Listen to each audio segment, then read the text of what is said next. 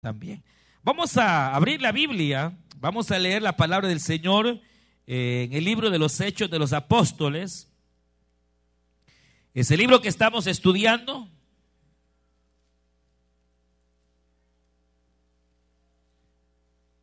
Y vamos a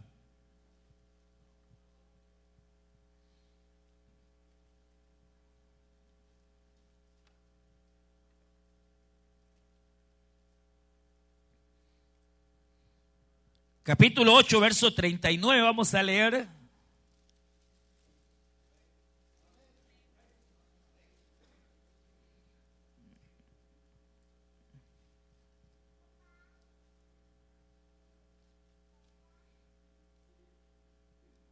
Y leemos de la manera siguiente, capítulo 8, verso 39. Dice, y cuando salieron del agua, el Espíritu del Señor arrebató a Felipe y el eunuco nunca más volvió a verlo, pero siguió su camino con mucho gozo. Entre tanto, Felipe se encontró más al norte en la ciudad de Azoto y predicó las buenas nuevas allí y en cada pueblo a lo largo del camino hasta que llegó a Cesarea. Amén. Gloria a Dios. ¿Pueden tomar su asiento, hermanas, hermanos?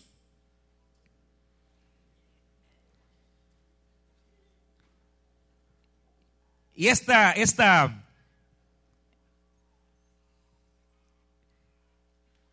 noche, continuando en lo que hacía dos miércoles atrás habíamos estado tratando, de cómo, hermanos, el Señor va dirigiendo a la vida de Felipe, este diácono, este siervo del Señor, hasta el desierto para encontrarse con este personaje, el eunuco, el etíope, y que, hermanos, comienza a recibir la revelación del Señor, y que todos conocemos la historia perfectamente.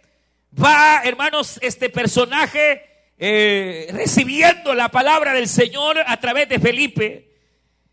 Felipe le abre la escritura, le comienza a hablar de Jesucristo, y entonces Felipe le habla de la importancia del bautismo en agua. Y cuando van pasando cierta agua en el desierto, que usted puede imaginarse qué se puede encontrar en el desierto con respecto a agua. Obviamente, quizás era un charco, hermanos, a saber qué agua pudiera ser. Pero al eunuco no le importa, sino que inmediatamente él ve agua y dice a Felipe, Felipe, ahí hay agua que impide que yo pueda ser bautizado. Y Felipe le dice, si crees de todo corazón, entonces bien puedes hoy ser bautizado. Y aquel inmediatamente dice, yo creo que Jesucristo es el Hijo de Dios. Y mandan a parar el carro. Felipe va, hermanos, hacia aquella agua, bautiza al eunuco. Y entonces ahí se da dos cosas. Uno, que Felipe es arrebatado. Oiga, arrebatado literalmente por obra del Espíritu Santo.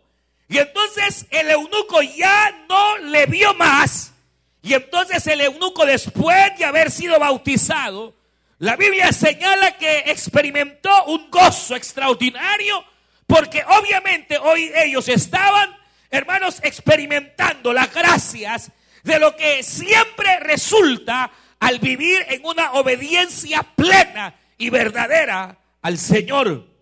Y yo creo que, hermanos, una de las cosas que casi siempre se hacen bastante dificultuosas a la vida del cristiano es precisamente el poder someter la vida a una vida de obediencia plena al Señor.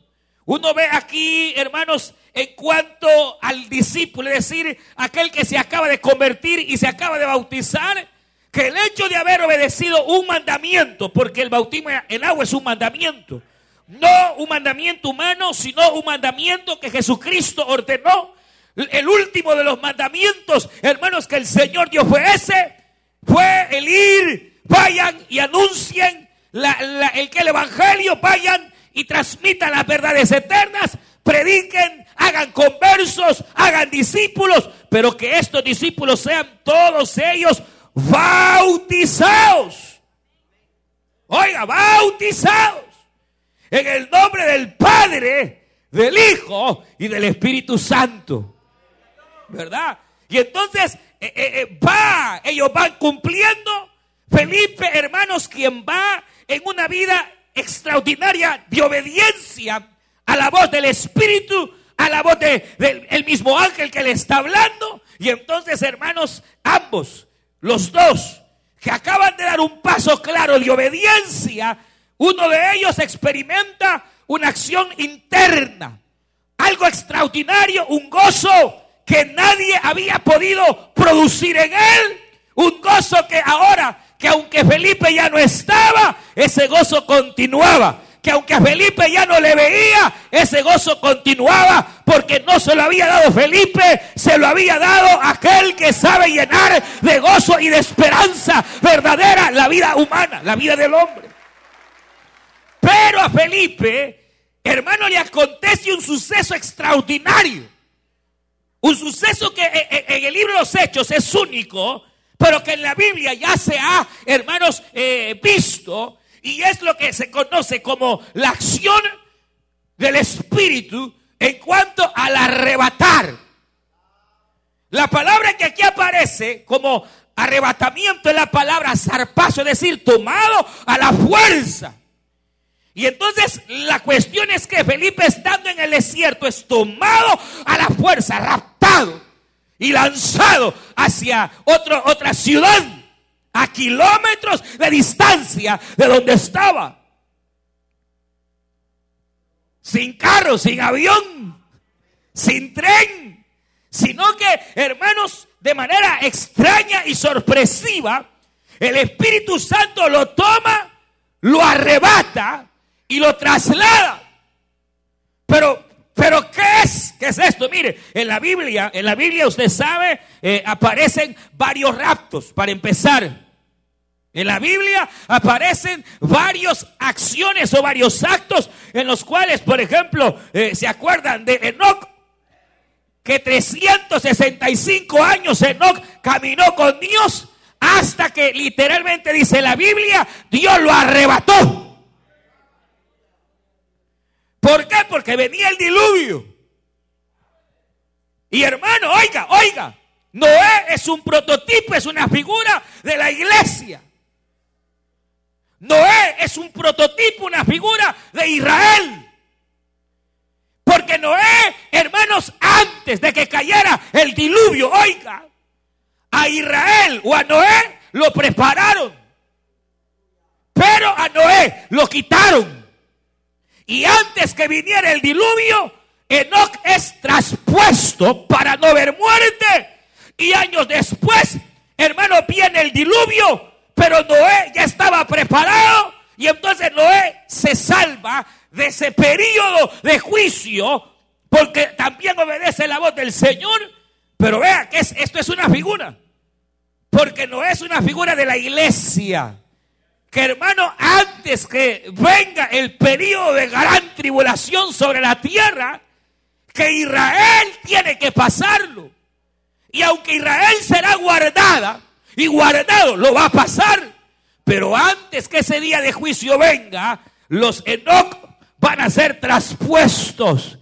Y no van a haber muerte, porque la trompeta sonará. Y la Biblia dice que los muertos en Cristo resucitarán y que aquellos que estén con vida, hermanos, serán raptados. Sí, porque hoy andan enseñando por ahí que no hay rapto. Pero Pablo le enseña en la segunda carta a los tesalonicenses. Y habla, hermanos, claramente de que habrá esa acción de ser raptado, tomado. ¿Se acuerdan ustedes, hermanos, de un tal Elías? ¿Se acuerdan de un tal Elías? Elías igual, hermanos, va continuando su camino cuando de pronto dice que vino un carro de fuego que, hermano, separó a Elías de Eliseo. Y dice literalmente la Biblia que Elías fue raptado por un torbellino. Decir algo, y se lo llevó. Segundo rapto. ¿Se acuerdan de un tal Moisés? Que la Biblia también señala que cuando va a morir, Dios le dice: mi hijo, mañana te morís. Así que sube al monte, porque te voy a mostrar la tierra que voy a entregar a mi pueblo. Pero sube, porque allá en el monte te morís. Y la Biblia señala que Moisés va en obediencia, sabiendo que se iba a morir, y va subiendo el monte. Va, hermanos, sin miedo, sin temor, sabiendo que iba a morir. Pero como él estaba seguro en quién había creído, cuando está allá, Dios le muestra, hermanos, toda la tierra de Canaán. Pero además de demostrarla, él muere. Pero resulta que el cuerpo de Moisés jamás fue encontrado. Nunca lo encontraron. Los israelitas lo buscaron. Se buscó el cuerpo de Moisés y no fue encontrado. Ahora, es muy probable que lo que haya pasado es que el Señor igual lo haya raptado, lo haya tomado, lo haya, hermano, raptado y lo haya traspuesto. Usted sabe que en la gran allá, hermanos, en la transfiguración, cuando el Señor mismo se está transfigurando delante de sus discípulos, ellos vieron cuando al lado de Cristo estaba a un lado Moisés y al otro lado Elías. Estaban vivos, transformados, con cuerpos glorificados,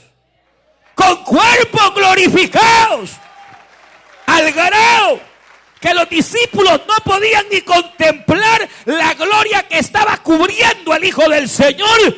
Pero a su lado estaba Moisés y estaba Elías, y ellos podían soportar la gloria de Cristo porque ellos ya tenían cuerpos glorificados.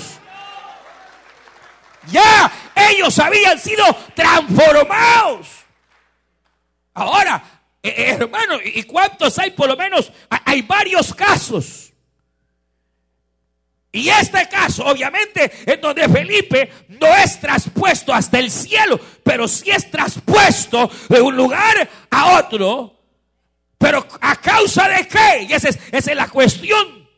Que mire lo que aquí ocurre, y llama la atención por un lado, porque realmente, hermanos, este Felipe, oiga, usted recuerda, estaba predicando allá en Samaria y el Señor le dice: ve por allá, y se tiene que ir caminando, y luego le dice: ve y júntate a ese otro carro, y ve por aquí y ve por allá, y aquel va obedeciendo perfectamente a la voz del Señor. Y ahora que ya él cumplió con la labor de evangelizar al eunuco y de bautizarlo, ahora ya no tiene que caminar más, sino que ahora el Señor, hermano, lo arrebata y le evita caminar y lo traspasa hacia la tierra, hermano, esta otra ciudad de Azoto. Ahora, usted mire, es decir, Dios hace cosas maravillosas y extraordinarias, hermano. Pero ¿sabe lo que aquí demuestra esto? Que aunque el obedecer al Señor muchas veces es agravante a la carne. ¿Está oyendo? El obedecer a la voluntad de Dios a veces para la carne le es agravante.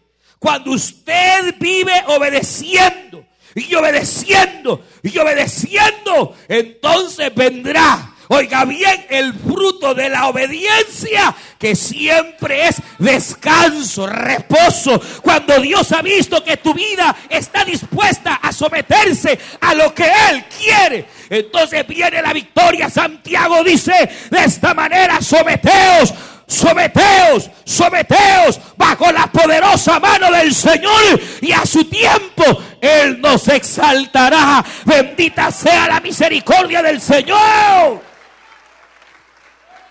Pero para eso hay que someterse. Igual que el eunuco, que ahora habiendo un charco de agua, a él no le importa si ahí habían ranas, si habían sapos, no le importa. Lo que él quería era cumplir. Quizás su carne le decía: no, hombre, esa agua apesta. ¿Qué estás haciendo? Su misma carne probablemente, al ver, uno puede pensar, pero a él no le importó sino obedecer perfectamente a la palabra de Dios, que dice que hay que estar bautizado. Hay gente que le da miedo pensar en el bautismo, son cristianos. Probablemente no, porque todavía tal vez están viviendo mancomunados. Ya saben qué es eso, es fornicación. Y están ahí: no me bautizo porque todavía no quieren dejar el viejo mundo o la vieja vida de antes. Y ahí están que sí, que no, y con miedo.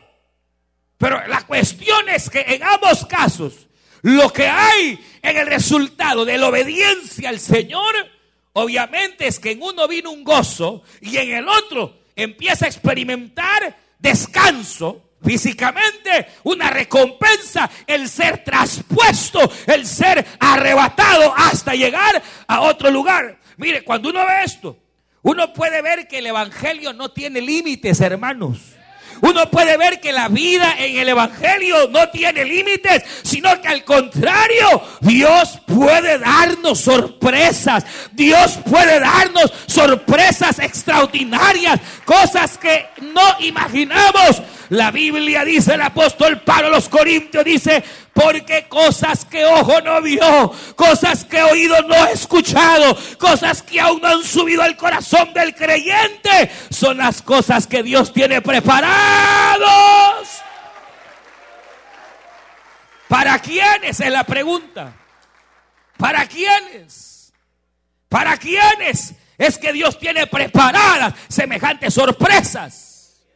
Para el obediente, para aquel que se ha sometido a la poderosa mano del Señor y que ha procurado, oiga bien, establecer su patrón de vida bajo la obediencia. Ahora, la cuestión es que yo la vez pasada les dije que íbamos a hablar de cómo aprender a percibir la voz de Dios. ¿Se acuerdan? Claro, porque a estos tenían la virtud de que aparecía un ángel. Y el ángel le decía: mira, mamita, vas a hacer aquí y allá. O venía el ángel y decía: Felipe. Y Felipe: sí, señor, aquí estoy. Felipe, haz aquí, haz allá, te vas por aquí, te vas por allá, llevando la dirección. Ángeles. O la misma voz audible de Dios, hermano, hablando y diciendo lo que habría que hacer. Y uno puede ver cuántas maneras hay de que Dios habla y que Dios pueda, hermanos, ir ubicando nuestra vida. Pero la cuestión es que hoy en día, parecería ser que uno, hermanos, se ha acostumbrado a no percibir esa voz que le puede llevar a una vida de plena obediencia al Señor. Porque hay dos maneras. Dos maneras en las cuales el cristiano debería de estar habituado a percibir la voluntad de Dios. Una de ellas es que usted y yo, al igual que Felipe, tenemos la gran bendición de que con nosotros está la tercera persona de la Trinidad, el Espíritu Santo de Dios, a quien Dios Padre, a quien el Hijo le ha, oiga bien, le ha placido entregárnoslo. Jesús dijo: les conviene que yo me vaya, porque cuando yo me vaya, vendrá el Paracleto.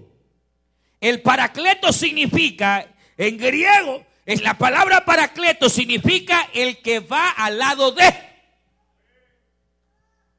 Y Jesús, es decir, que él estaba hablando de que vendría la persona de la Trinidad, la tercera persona, el Espíritu, y vendría y estaría al lado de, caminando con, ayudando a. Y es más, Cristo dijo, y la misma Escritura, San Juan dice, o cuando por ejemplo él habló y dijo que el que en mí cree, dijo Cristo, de su interior correrán ríos de agua viva. Pero dice, esto hablaba del Espíritu que habría de venir, porque llegaría el día en que el Espíritu Santo vendría sobre la vida del creyente para guiarle. Jesús lo dijo, capítulo 14 de San Juan, capítulo 16, y el Espíritu Santo, Él os guiará hacia todo lo que es verdadero. Eso es lo que el Señor dijo. Él os revelará todo lo que es verdadero. De tal manera que el cristiano tiene la gran ventaja y la gran bendición de tener al Espíritu Santo, quien puede y debe, hermanos, o debería de ser la brújula que nos va guiando. Ahora, yo le voy a explicar algo. Aquí dice, bueno, pero es que eso es para los que ya recibieron el bautismo en Espíritu Santo. Pero esa es otra función del Espíritu Santo, en la cual el Espíritu Santo viene, hermanos, a llenar de poder y autoridad al cristiano. Pero la guía del Espíritu Santo no va, hermanos, acondicionada al bautismo. Aunque todos deberíamos de tener el bautismo en Espíritu Santo, hermano. ¿Ustedes ya son bautizados en el Espíritu Santo? ¿Ya hablaron lenguas? ¿O antes hablaban? Hay que volverlas a hablar, hermanos. Pero la cuestión de la guía del Espíritu no va acondicionada a que si usted ha sido bautizado o no. Todo cristiano verdadero que ha confesado sus pecados, todo cristiano, hermanos, que ha nacido de nuevo, en él está morando el Espíritu Santo. Pablo dice, capítulo 6 a los Corintios, ¿acaso se les ha olvidado a ustedes que ustedes son templo y morada del Espíritu Santo? ¿Qué les pasa? Dice Pablo. Andan en pleitos, andan en contiendas. Entre ustedes hay situaciones al grado que muchos de ustedes están llegando hasta los tribunales públicos para arreglar los problemas, dice Pablo. ¿Acaso a ustedes se les ha olvidado que dentro de la iglesia hay hombres y mujeres capaces de juzgar?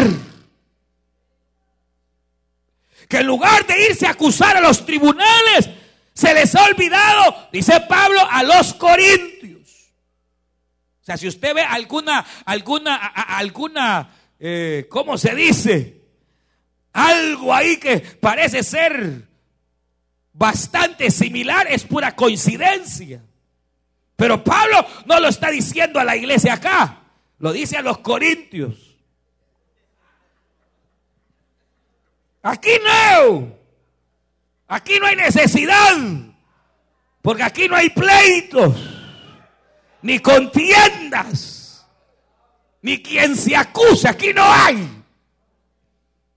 Pero la cuestión es que Pablo dice que dentro de la iglesia, habiendo hombres y mujeres capaces de juzgar para poder guiarles a ustedes, ¿o acaso entonces también se les ha olvidado que cada uno de ustedes es templo y morada del Espíritu Santo y que sois de Él? ¿Cuántos son del Espíritu Santo de Dios?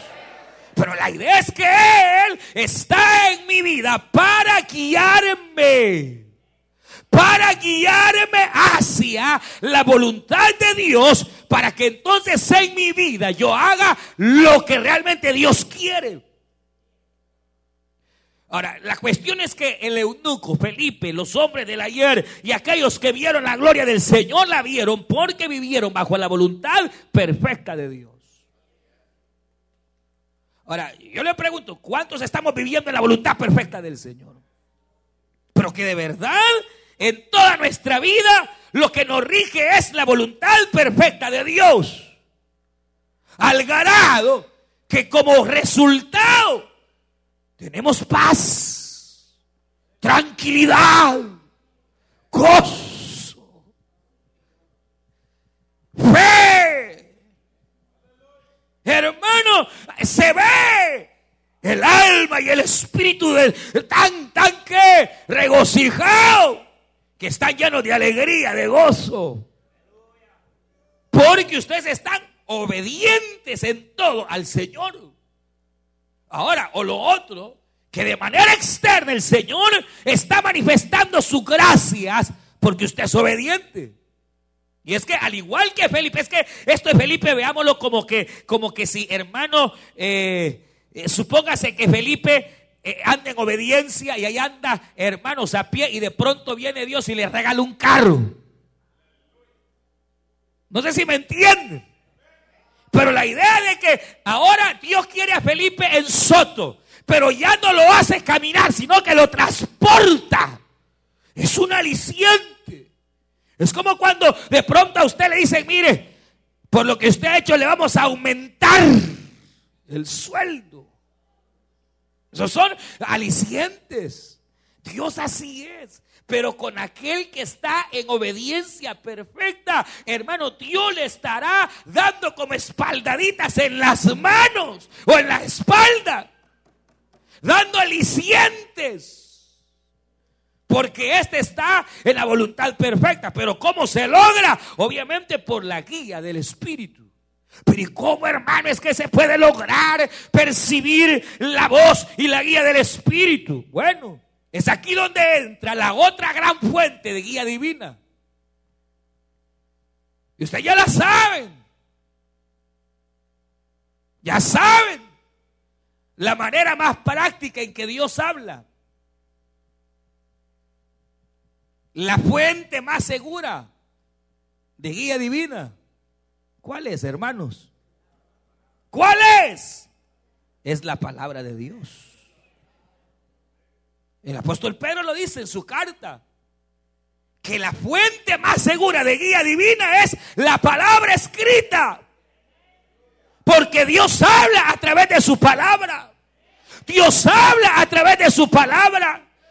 Uno a través de la oración le expresa al Señor sus inquietudes, le expresa al Señor sus deseos, le expresa al Señor sus miedos, sus temores. Aquel que ora sabe que a través de la oración uno le expresa al Señor todas las cargas, uno se las deja a Él.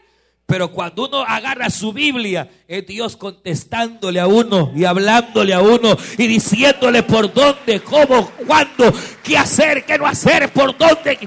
Es la palabra. El problema es que para tener una vida bajo la voluntad perfecta del Señor, hay que tener palabra de Dios y hay que tener Espíritu Santo. Y entonces, lo primero ya lo tenemos. ¿Cuántos lo tienen? ¿Cuántos saben que son cristianos? Tienen la guía del Espíritu, la tienen. Somos templo y morada del Espíritu Santo. Eso dice la Biblia. Y si la Biblia lo dice, así es. Usted y yo somos templo del Espíritu de Dios, quien mora en nosotros. Y que, hermanos, es como la brújula que nos va orientando.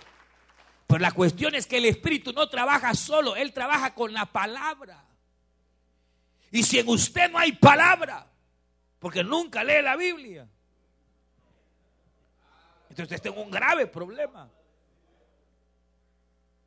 Ahora la cuestión es que, hermano, para obviamente seguir la voluntad del Señor, hay que tener sentido práctico en cuanto a la palabra. ¿Qué hacer en cuanto a situaciones, hermano, que obviamente van a ser probablemente de trascendencia en nuestra vida? Uno debe hacer lo que va a hacer conforme a la palabra. Porque si es conforme a la palabra, uno inmediatamente sabe que aunque al momento sea difícil y aunque el momento, hermano, sea quizás hasta muchas veces tener que pasar vergüenza. Porque, por ejemplo, usted sabe que a veces la palabra del Señor nos manda a hacer cosas que no son gratas a la carne. Por ejemplo, usted sabe que si usted anda peleado con su marido, ¿qué tiene que hacer? Y si el marido fue el que la ofendió y la maltrató, ¿qué tiene que hacer usted? Devolvérsela, pagarle con la misma moneda. No, la Biblia dice que lo deje, que lo abandone, que lo eche. ¿Qué dice la palabra? ¿Qué debe de hacer? Oiga bien, ¿qué debe de hacer? Perdonarlo. Perdonarlo. Y obviamente, tener que, pero si él me maltrató, él fue el culpable, él fue el que me dijo, él fue el que, pero aunque él haya sido el culpable, aunque él haya sido el que maltrató, buscar la reconciliación, oiga bien, buscar la paz y buscar el perdón. Si tu hermano tuviere algo contra ti, ve y búscalo. Eso es vergonzoso, da vergüenza, apenas porque el otro es el que lo maltrató. Y ahí va el otro y mire, y hasta le dice la carne: no seas tonta, no seas tonto, mira, si a vos fuiste, a vos te lo hicieron. Pero no importa lo que esta carne diga. Yo lo que voy a hacer es lo que la palabra de Dios me dice. Mire, si esta carne, dígame, si cuando llega la hora del culto, ¿qué quiere esta carne? Reposo, descanso. Bien ha estado todo el día, hermano Pérez, entrando y hasta sueño. La carne es fregada. Y si uno le obedece a la carne, se va volviendo carnal y va, cuando menos siente, va dando pasos que van en desobediencia. Y entonces nos vamos alejando de la voluntad perfecta del Señor. Y es cuando las cosas, en lugar de darnos gozo, uno anda turbado, uno anda, mire, si para saber si alguien anda en voluntad de Dios o no, solo véale la cara. Véanle la carita al que tiene. Dios le bendiga, dígale. Dios le bendiga, dígale. Mire, solo basta ver cómo está. Porque el que está en la voluntad perfecta del Señor es como el monte de Sión, que no se mueve, permanece ahí para siempre, aferrado. Hermano, ahora el que no, obviamente el que está fuera de la voluntad de Dios, hermano, ahí anda afligido, anda con miedo, pensando que se va a morir, anda en depresiones, ahí anda en abatimientos, ahí anda porque se ha salido de la voluntad perfecta del Señor. Y las circunstancias externas, en lugar de que el Señor le esté dando palmaditas o lo ande arrebatando, lo anda azotando, látigo tras látigo. Ya lo corrieron de todos lados, buscando renta y no haya. Y ahí anda afligido que no hay para esto, no hay para aquí. Hermano, ¿por qué razón? Porque probablemente, en lugar de estar recibiendo los refrigerios que radican en obedecer, estamos recibiendo las disciplinas de la desobediencia. Porque obviamente, hermano, el Señor, la Biblia dice que aquel a quien Dios ha tomado por hijo, lo disciplina. Cuando desobedece, lo disciplina.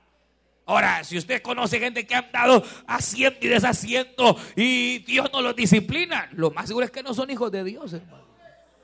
Son hijos del diablo. Porque un hijo de Dios, hermano, qué verdadero hijo de Dios, Dios tarde o temprano le va a hacer traer su disciplina, no con el propósito de matarlo, sino con el propósito de atraerlo una vez más a sus caminos y que éste vuelva a los caminos del Señor y ande conforme a la voluntad de Dios.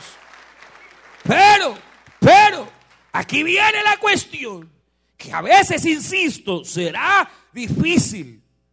Porque, mire, y la cuestión es que entre más uno se va sometiendo y uno va obedeciendo y uno va haciendo como Él quiere, la carne se va doblegando y uno se va volviendo dócil. Es que esto, ¿sabe cómo es? Es como que, porque el Espíritu de Dios es dócil y Él habla, hermanos, y la palabra de Dios habla. Entonces, como por ejemplo, usted sabe que en algún área tal vez usted no está bien delante de Dios y de pronto, ¡pau!, la misma palabra le habla a usted. Y Señor, pero el problema es, o incluso viene el Espíritu y le habla a su conciencia. Porque todos tienen conciencia, ¿verdad? Y habla el Espíritu a la conciencia y de pronto le dice, no, mira, descambia, hombre. Ya no seas así con tu mujer, hombre. Pero de repente, oye, y siente esa impresión que bien puede ser una voz audible o un sentir. Ahora, la cuestión es que cuando uno siente, o está el sentir, o es la voz del Espíritu hablando a la conciencia, o es la palabra de Dios saltando y diciéndole a usted. Ahora, aquí viene el problema, porque si usted viene y obedece, así como estos, a ciegas, entonces su carne muere y entonces su espíritu crece. Entonces usted en lugar de andar carnal, anda espiritual. Y entonces ahí se cumple aquella palabra que Cristo dijo, que el que es del Espíritu y anda en el Espíritu es como el viento, porque el viento lo va llevando. Y sencillo, porque va experimentando que cada pasito de obediencia, cada vez que se da un paso de obediencia, hermano, su vida espiritual va aprendiendo a percibir. El Espíritu va tomando control de él. Al grado que entonces a veces solo una media palabra del Espíritu y él ya sabe y entiende que lo que está hablando no agrada a Dios. Y ya se calla. Se va entrando en una dimensión donde la guía del Espíritu es absoluta. Y entonces desde que uno se levanta hasta uno que se acuesta, ha hecho tal y como Dios quiso. Y a través de la palabra igual, porque es dócil a la palabra. Ahora, la cuestión es que cuando usted se cierra a la voz del Espíritu y usted se cierra a la palabra, entonces usted se va encostrando y el Espíritu entonces va menguando. Y el sentir del Espíritu se va disminuyendo. Y usted empieza a estar en desobediencia y ya no percibe la voz del Espíritu. Y entonces incluso puede leer y la Biblia le puede decir a usted y usted se hace loco. Y se hace el mareado. Entonces el Espíritu va menguando y su carne va creciendo. Entonces, en lugar de poder, hermano, llegar al grado de que lo que hablamos, lo que pensamos, nuestra vida, nuestra guía, nos va acercando a la voluntad perfecta. Porque le voy a decir algo, yo con esto termino, pero voy a decir algo. Usted bien sabe el tiempo que estamos viviendo. ¿Sí o no? Estamos viviendo los tiempos de Noé. Estamos viviendo las épocas de Enoc, donde la gente, hermanos, está depravando totalmente, donde el mundo parece ir sin hallar una perspectiva clara, tambaleando. ¿Pero por qué razón? Porque el Señor ya viene. El Señor ya viene. Ahora, el que está en la voluntad perfecta del Señor, él siente que ya el Señor viene. Y ese hasta se levanta en la mañana a ver si ya va a ser hoy, o si ya va a ser en la tarde, o si ya va a ser. Sus pensamientos son de acuerdo a la voluntad del Señor y él sabe, porque él ya siente. Porque mire, yo le voy a explicar algo. El rapto viene, el arrebatamiento viene.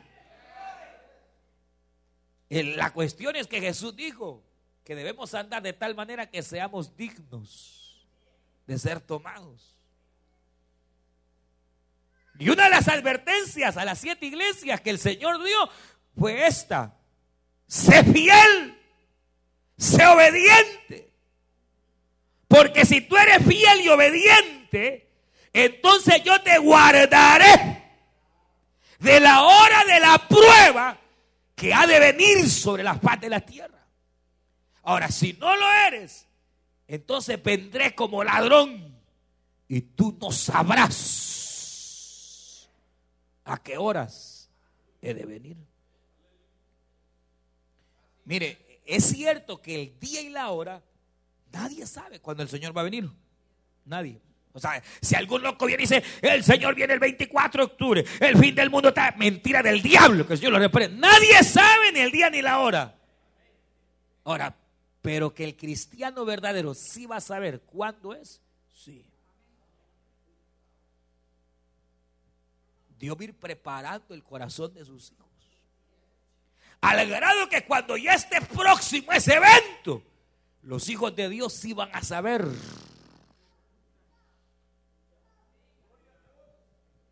Y le va a pasar la de Felipe. Podrán estar trabajando, podrán estar en la cocina, podrán estar, pero en un abrir y cerrar de ojos. ¡Aleluya! En un abrir y cerrar de ojos estarán dos en la cama, estarán dos moliendo, estarán dos en la lavandería. Uno será tomada, otro será tomado y otro será dejado. Y entonces la trompeta sonará. Sonará. Aleluya. Y de manera instantánea, porque el rapto es instantáneo. Nadie se da cuenta de lo que pasó. Desaparecieron. Se lo llevaron los marcianos. ¿Cuáles marcianos?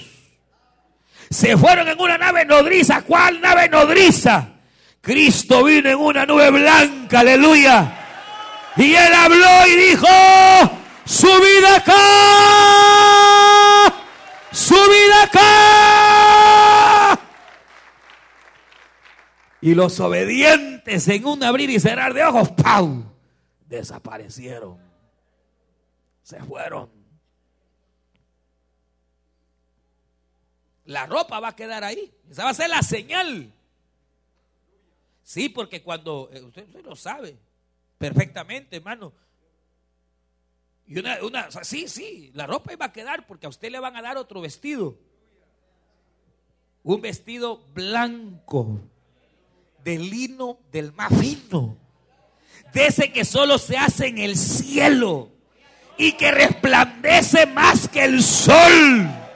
¡Aleluya! ¡Y a su nombre! Ahí anda que no hay ni qué ponerse. Y mire, no, pero esa ropa ahí se va a quedar, hermano. Aunque sea la misma camisa de toda la vida, ahí que se quede. Porque al fin y al cabo nos van a dar ropa nueva. ¡Aleluya! Seremos transformados, dice la Escritura. Se nos dará, hermanos, una ropa que ya no hay que cambiarla ni lavarla. Será eterna, resplandeciente, preparada para poder, hermanos, estar delante de la presencia del Dios inaccesible. Para estar toda la eternidad, hermano. ¿Pero quién? Los obedientes. Yo lo que le digo es esta, mire, si algo tiene que arreglar, arréglelo ya. No esté pensando todavía, lo arreglo, no. Obedezca inmediatamente, así como estos. No les pase como aquel, ¿verdad? ¿Se acuerdan? ¿Se acuerdan de aquel gran general Naamán, hermano? Era enfermo, leproso, arruinado.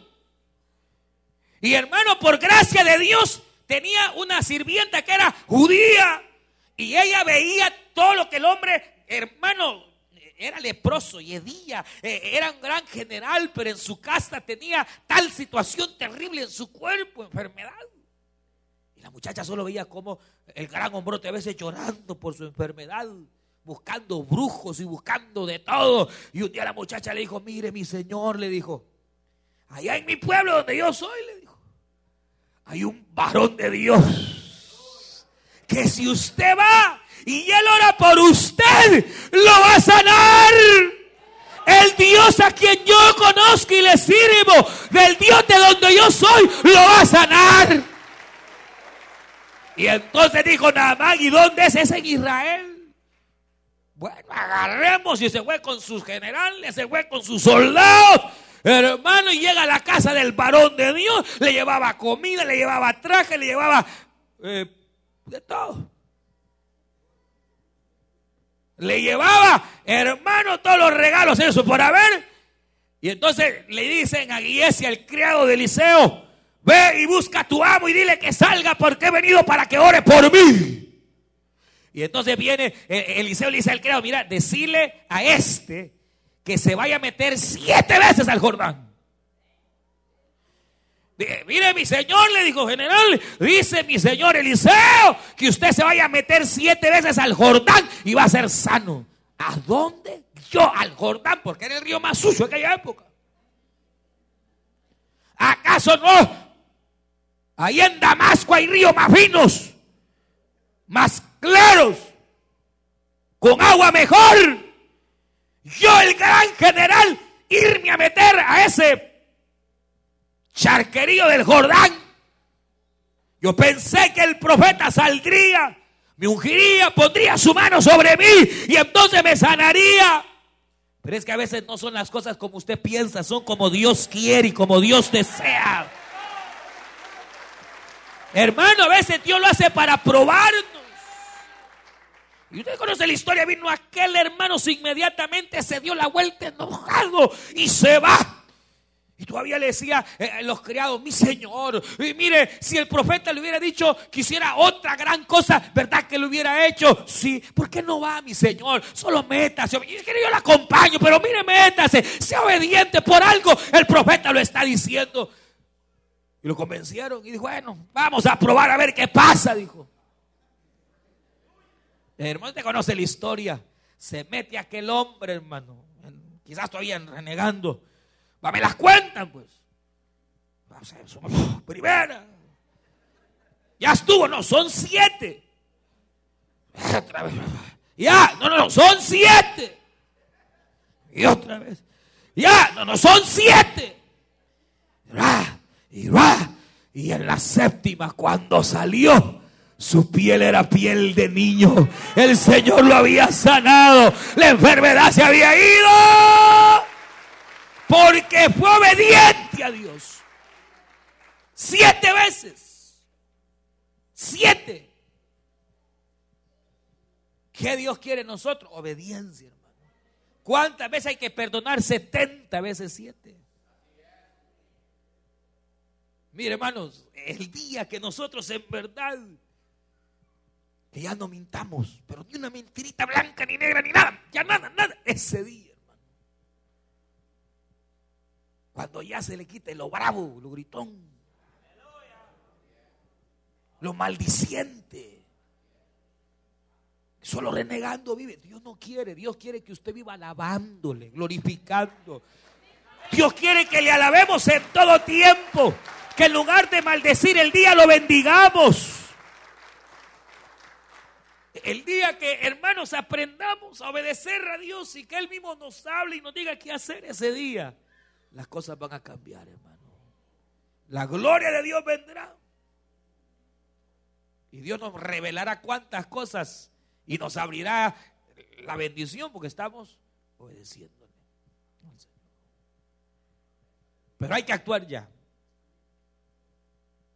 Usted y yo mejor que nadie sabemos en qué área probablemente el Espíritu nos ha estado hablando. La palabra te ha estado diciendo. El Señor te ha estado repitiendo y ya te repitió 7 veces. Y todavía no obedece usted. Se va a meter en grandes problemas.